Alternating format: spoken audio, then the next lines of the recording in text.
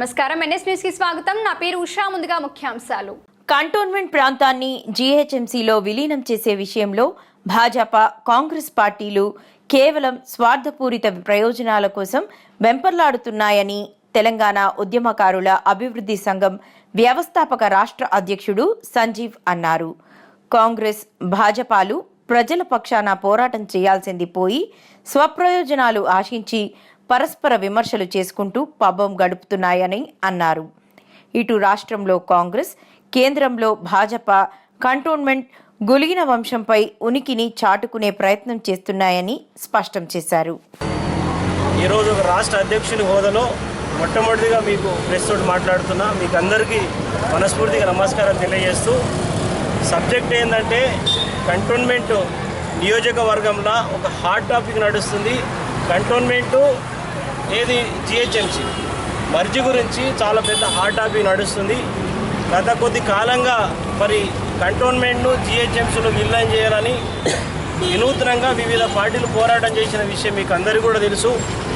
గతంలో ఇక్కడే మరి ఇదే ప్లేస్లో రేవంత్ రెడ్డి గారికి కాంగ్రెస్ పార్టీ ఆధ్వర్యంలో మరి పాలాభిషేకం చేసినటువంటి సంగతి కూడా మీకు అందరికీ కూడా తెలుసు. తర్వాత నిన్నగాక మొన్నను మరి శ్రీ గణేష్ గారు ఎమ్మెల్యే గారు ఢిల్లీలో పోయి మళ్ళీ కుట్ర చేస్తున్నారు, అడ్డుకునే ప్రయత్నం చేస్తారు అన్న మాట కూడా మీకు తెలుసు. నిన్న కె రామకృష్ణ గారు బీజేపీ నాయకులు, కంటోన్మెంట్ బోర్డు మెంబర్ గారు, వారు మరి జిహెచ్ఎంసీ కన్నా కంటోన్మెంటే మేలు, కంటోన్మెంట్ ఉండడం వల్లనే ఎక్కువ లాభాలు జరుగుతాయి, జిహెచ్ఎంసీలో మర్జీ అయితే 1-2 లాభాల మీద ప్రజలకి ఏమి ఇబ్బంది మరి లాభం ఉండదు. ఇన్ ఫ్యూచర్లో ట్రాఫిక్ సమస్య, రకరకాల సమస్యలు వాళ్ళు చెప్పుకుంటూ వచ్చిండ్రు. ముఖ్యంగా నేను చెప్పదలిచింది ఏంటంటే, వాస్తవ పరిస్థితి మీడియా ద్వారా ప్రజలకు కానీ ఈ బీజేపీ, కాంగ్రెస్ పార్టీ వాళ్ళకు నేను చెప్పదలిచింది ఏంటంటే, వాస్తవానికి కంటోన్మెంట్ ఉంటే బీజేపీ పార్టీకి లాభము, కేంద్ర గవర్నమెంట్కి లాభము, జిహెచ్ఎంసీలో విలీనమైతే కాంగ్రెస్ పార్టీకి లాభము, ఎమ్మెల్యే గారికి లాభం. ఇది వాస్తవ పరిస్థితి. ఎందుకనంటే కంటోన్మెంట్ ఉంటే కంటోన్మెంట్ బోర్డు ఎన్నికలు అవుతాయి. ఆ కంటోన్మెంట్ బోర్డు ఎన్నికలు అవ్వడం ద్వారా సెంట్రల్కు పవర్స్ ఉంటాయి, తర్వాత ఇక్కడ బోర్డు మెంబర్కు పవర్స్ ఉంటాయి. అదే జిహెచ్ఎంసీలో విలీనం అవ్వడం ద్వారా రాష్ట్ర ప్రభుత్వానికి మేలు జరుగుతుంది. పూర్తి పవర్స్ అనేవి రాష్ట్ర ప్రభుత్వంలోకి వెళ్ళిపోతాయి. కంటోన్మెంట్ వాళ్ళకి కానీ ఈ సెంట్రల్ గవర్నమెంట్ వాళ్ళ పవర్స్ అని వెళ్ళిపోతాయి. ఇక్కడ జరుగుతున్న సమస్య ఏంటంటే, కేవలం మాకు పవర్స్ కావాలని జిహెచ్ఎంసీ కోరుకుంటుంది రాష్ట్ర ప్రభుత్వం. మా పవర్స్ అట్లే ఉండాలని కొట్లాడుతుంది బీజేపీ ఈరోజు బోర్డు మెంబర్. వాస్తవానికి ఒక పక్క ఈరోజు జిహెచ్ఎంసీల కంటోన్మెంట్ విలీనం చేస్తే పూర్తిగా కేంద్ర ప్రభుత్వము ఏది కంటోన్మెంట్ బోర్డుకు సంబంధించిన పూర్తి అధికారాలు బీజేపీ గవర్నమెంట్ కోల్పోతుంది. కాబట్టి ఈరోజు ఎమ్మెల్యే గారికి సగమే పవర్స్ ఉన్నాయి, రిమైనింగ్ కంటోన్మెంట్ పవర్స్ వీళ్ళకి వర్తించాయి. అదే జిహెచ్ఎంసీలో ఒకవేళ మర్జీ అయితే జిహెచ్ఎంసీ ఎన్నికలు రాష్ట్ర ప్రభుత్వం ఆధ్వర్యంలో జరుగుతాయి, ఈ కంటోన్మెంట్ ఎన్నికలు కేంద్ర ప్రభుత్వం ఆధ్వర్యంలో జరుగుతాయి.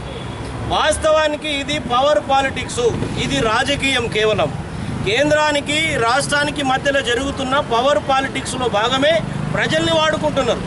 ఒకవేళ కంటోన్మెంట్లో ఉంటే కంటోన్మెంట్ పరిధిలో ఉన్నటువంటి లాభాలు ప్రజలకు జరుగుతాయి.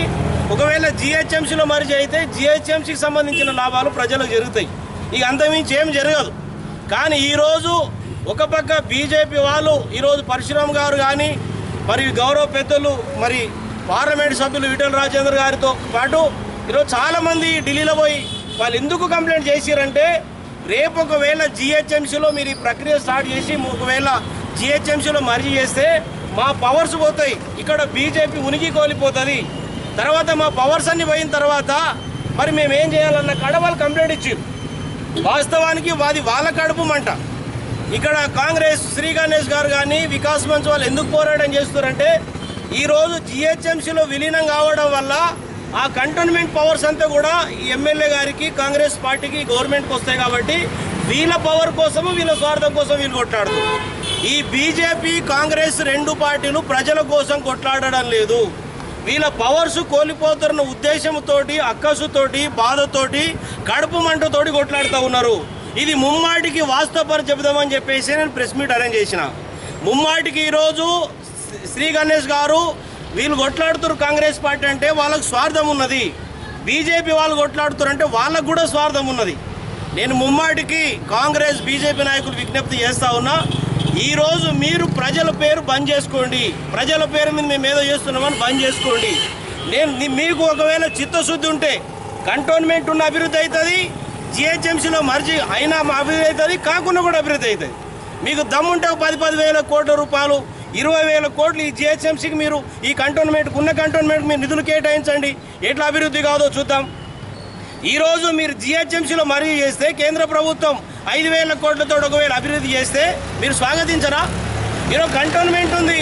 మీరు ఈరోజు రేవంత్ రెడ్డి గారు కొడంగల్లో 5,000 కోట్లు కేటాయించుకున్నట్టే ఈరోజు కూడా ఒక స్పెషల్ జీవో తీసుకొచ్చి 5,000 కోట్ల రూపాయల బడ్జెట్ పెట్టి ఈరోజు కంటోన్మెంట్లో ప్రజలకు సంబంధించిన మౌలిక వసతులు కానీ అభివృద్ధి కానీ సంక్షేమానికి సంబంధించి మీరు 5,000 రూపాయలు కేటాయిస్తుంటే ఈరోజు కంటోన్మెంట్ వాళ్ళు ఏమైనా వద్దంటారా?